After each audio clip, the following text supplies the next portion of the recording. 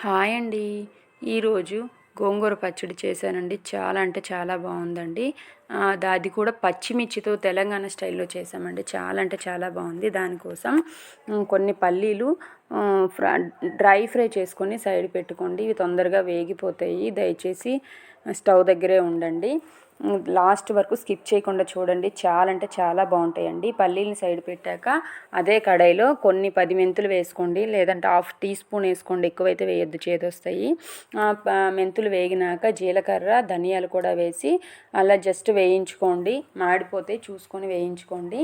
అవి వేగినాక సైడ్ పెట్టుకొని చల్లారినాక మిక్సీ పట్టుకోండి. అదే కడాయిలో ఇప్పుడు పచ్చడికి సరిపడా ఆయిల్ వేసుకోండి. పోపుకు మళ్ళీ వేయాలి కాబట్టి ఒకటేసారి ఎక్కువ వేయొద్దండి.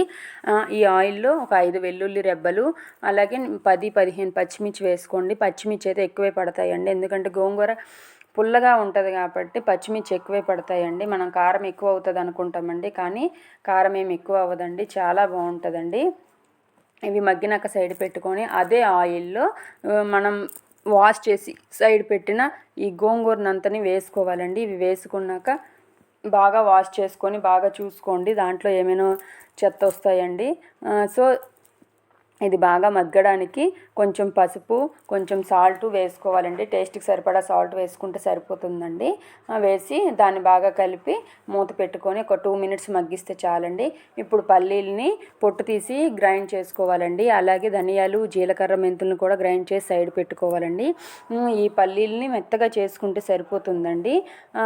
అదే పల్లీలని సైడ్ పెట్టి అదే మిక్సీ జార్లో మనం ఫ్రై చేసుకున్న పచ్చిమిర్చిని, వెల్లుల్లిని వేయించాం కదండి, వాటిని గ్రైండ్ చేసుకొని కచ్చాపచ్చిగా గ్రైండ్ చేసి దాంట్లోనే పచ్చి వెల్లుల్లి రెబ్బల్ని, ధనియాల పొడిని వేసుకొని గోంగూరని కూడా యాడ్ చేసుకోవాలండి. యాడ్ చేసుకుని ఒక్కసారి మిక్సీ తిప్పాలండి.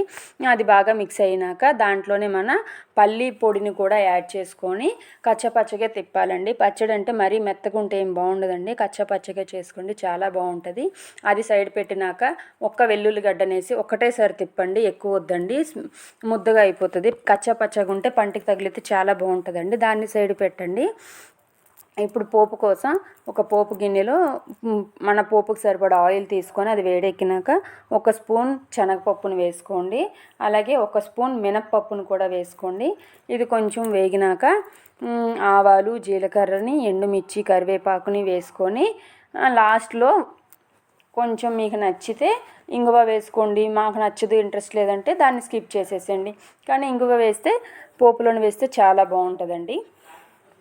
అలాగే ఒక 10 మెంతులను వేయండి, ఎక్కువైతే అవసరం లేదు. ఆల్రెడీ మనం మెంతుల పొడిని యాడ్ చేసాం కాబట్టి ఒక 10 మెంతులు వేసుకోండి, సరిపోతుంది. లాస్ట్లో స్టవ్ ఆఫ్ చేసే ముందు కొంచెం పసుపుని వేసుకోండి. పసుపు అనేది పోపులో వేస్తే అది ఫ్లేవర్ బాగా పడుతుంది, కలర్ వస్తుంది, పచ్చడి కూడా చాలా బాగుంటుందండి. ఇంగువ మీకు నచ్చితే వేసుకోండి, లేదండి, వేసుకోకపోయినా ఏం కాదు, అది మీ ఆప్షన్ అండి. సో లాస్ట్ వరకు చూడండి, చాలా బాగుంటుందండి పచ్చడి. దీన్ని ఇప్పుడు స్టవ్ ఆఫ్ చేసి మన పచ్చడిలోకి ట్రాన్స్ఫర్ చేసేసి బాగా మిక్స్ చేసుకోవడమేనండి. వేడి వేడి అన్నంతో తినండి, చాలా అంటే చాలా బాగుంటుందండి. నేను ట్రై చేసా, తిన్నా. మా పిల్లలు కూడా ఎప్పుడు గోంగూర తినరు, వాళ్ళు కూడా తిన్నారండి. చాలా అంటే చాలా బాగుంటుందండి. దీంట్లో మీకు ఆనియన్స్ సరిపోవంటే కొన్ని కట్ చేసి వేసుకోండి. చాలా అంటే చాలా బాగుంటుందండి. Please subscribe my YouTube channel. Thank you everyone. Bye bye.